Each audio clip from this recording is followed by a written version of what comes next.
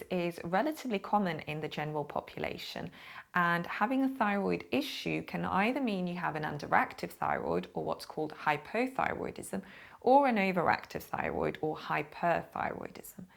Now, usually it's your GP who will find out whether this is the case or not, because you may present with symptoms depending on whether your thyroid is overactive or underactive. But sometimes the first time that we pick up an issue with your thyroid is when you come for your fertility screen. So your thyroid is an important hormone to check because it can have an impact on your menstrual cycles, and it can also affect your fertility as well as miscarriage rates. So we do always check something called your thyroid stimulating hormone, which is a hormone made by the brain, or more specifically your pituitary gland, and this in itself acts to stimulate your thyroid gland that's found in your neck to produce the thyroid hormones, which are then important not only for your own health and metabolism, but if you're pregnant, for your baby's normal neurological development.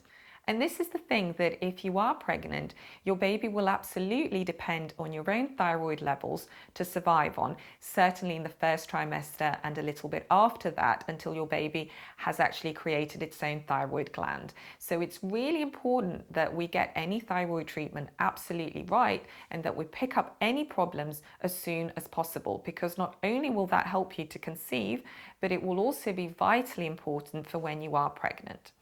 So after we've checked your thyroid stimulating hormone, we then look to see what level this is, and most fertility units have a slightly lower threshold than what your GP would normally classify as abnormal. And this is because of the reasons that I've mentioned, that there is this slightly higher association with miscarriage if your thyroid stimulating hormone isn't quite as low as we'd like it to be.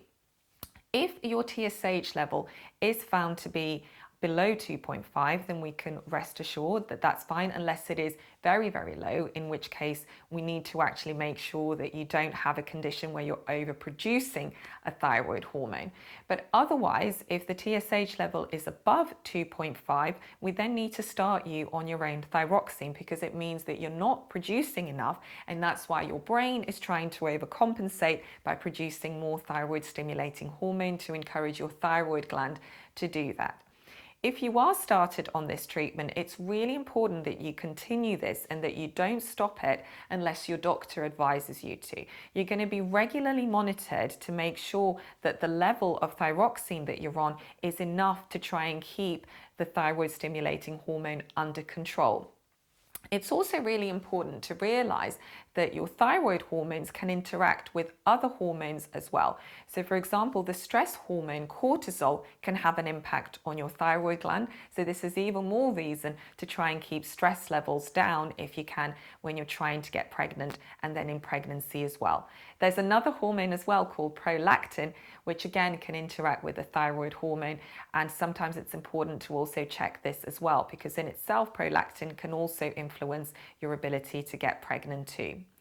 If you have an overactive thyroid, then more often than not, your GP might already have started some treatment for you. And this treatment comes in the form of propylthiouracil or carbimazole medication. If you are thinking or looking towards getting pregnant, please make sure you discuss that with your GP, because propylthiouracil is the medication that's recommended if you're trying and also in pregnancy as well. So this switch might need to be made. You might also suffer from an autoimmune condition that means this also attacks your thyroid gland and could explain why your thyroid gland is overactive or indeed underactive as well. It can cause both opposing conditions.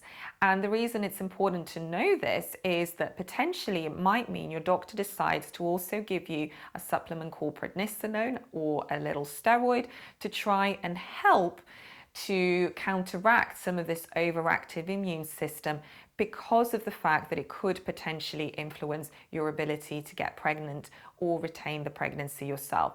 So lots of really important reasons why we must absolutely check your thyroid function by doing a blood test, but ideally this should have and needs to be done as an initial set of investigations by your GP even before you look towards getting pregnant.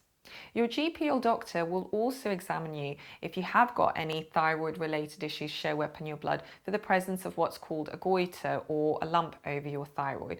And this is really important because it could indicate further disease, And even more importantly, if you were to get pregnant, potentially this could start to cause some mechanical problems for you. So another really vital and crucial reason for making sure you get checked out properly. The great news is that there's a lot you can do in terms of improving your diet and also lifestyle to try and help any thyroid related conditions. So trying to have a diet that's rich in antioxidants, that's nutritiously dense, that's as clean as possible is really important here. And again, something I preach all of the time about. And trying to get lots of exercise is also really important because it helps to improve the blood flow to this really important gland, which is important not just for you, but also for your future baby as well.